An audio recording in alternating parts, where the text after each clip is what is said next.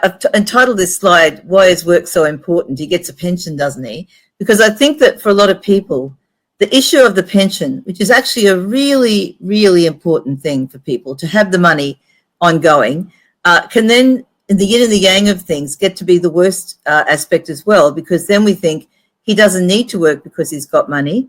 And also, by the way, the person themselves thinks, I don't need to work because I've got money. In fact, many people with disabilities, I think, end up with a kind of a cargo cult mentality. That is, they think that money just comes out of somewhere, out of the ether, and don't really ever even think about where money comes from. So these are kind of things that we need to be thinking about in relation to how we provide assistance to our sons and daughters or the people that we're working with to make sure that they start to come alive to all the things that we as human beings in our society think are important, whether we think that's a good thing or not.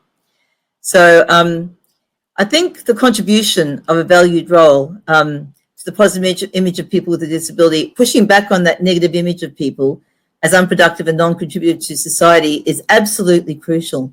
And for those of you who've done any work in social role valorization or SRV, you would know that image, the positive image of people, is considered to be a very, very important part of how we provide support to people, ensuring people get their adulthood, and then to make sure that people have valued roles. And in our society right now, work is actually one of the most valued roles we have. So part of the thing that works against many people with disability, I think, is the idea that people aren't actually able to contribute, aren't able to do certain tasks, and therefore these things are not even offered to people as a sense of where we would head with regard to making a life real.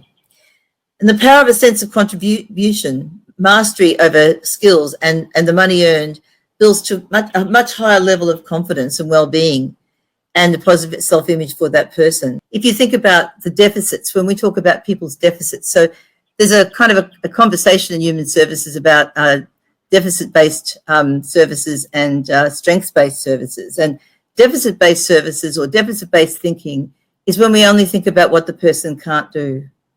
And I think that for all of us, we know that when we focus on what people can't do, we end up with a lot of can't do.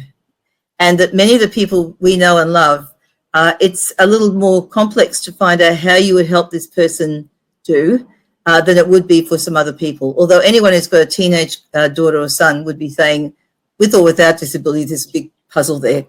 So I think that the idea of building a snowball of deficits to roll over the person, their family, and any opportunity is actually how things have been for a very long time for many, many people. And that actually is a very poor model. It's a very poor model of service, and it's a very poor model of thinking through or thinking about what's possible for any person with a disability or without.